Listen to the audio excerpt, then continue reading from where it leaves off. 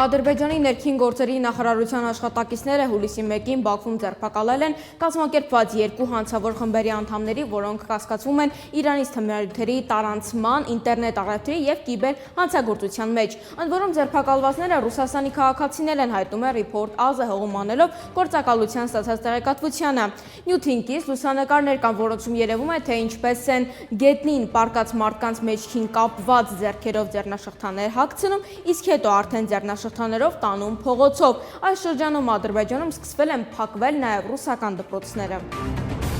Իրանի նախագահ Մասուդ Փեզեշքյանը կայցելի հայաթափված Արցախի մայրաքաղաք Ստեփանակերտ։ Ադրբեջանական լրատվամիջոցների հաղորդմամբ նա կմասնակցի տնտեսական համագործակցության կազմակերպության անդամ երկրների 17-րդ գագաթնաժողովին, որը տեղի կունենա Ստեփանակերտում հուլիսի 3-ից 4-ը։ Ավելի վաղ Փեզեշքյանի հետ հեռախոսազրույցում Ադրբեջանի նախագահը նրան հրավիրել էր մասնակցել տնտեսական համագործակցության կազմակերպության գագաթնաժողովին։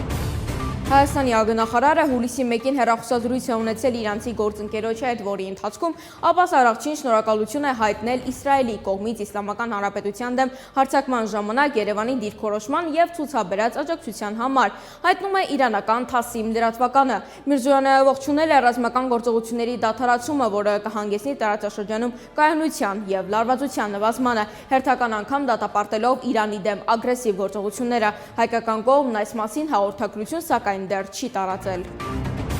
Տաշիր ընկերությունների խմբի մամուլի ծառայությունը հայտնում է, որ գործարար Սամվել Կարապետյանի ընտանիքը ներդրումային վեճի սկսելու մասին պաշտոնական ծանուցում է ուղարկել Հայաստանի Հանրապետության պետական մարմիններին։ Ծանուցումը հիմնված է Հայաստանի եւ Կիպրոսի կառավարությունների միջև ներդրումների խրախուսման եւ պաշտպանության մասին ստորագրված համաձայնագրի վրա, որը ներդրողներին իրավունք է տալիս դիմել միջազգային արբիտրաժ, եթե նրանց իրավունքները խախտվում են պետության կողմից։ Կարապետյանների ընտանիքը պահանջներ է ներկայացնում Սամվել Կարապետյանի եւ Հայաստանում նրա բիզնեսի դեմ վարչապետի սկսած արշավի պատճառով։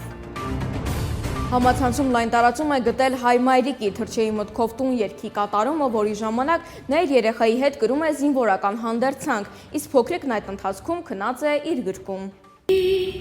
Մտքով տուն ուրի մայրն է արթուն տեսնեի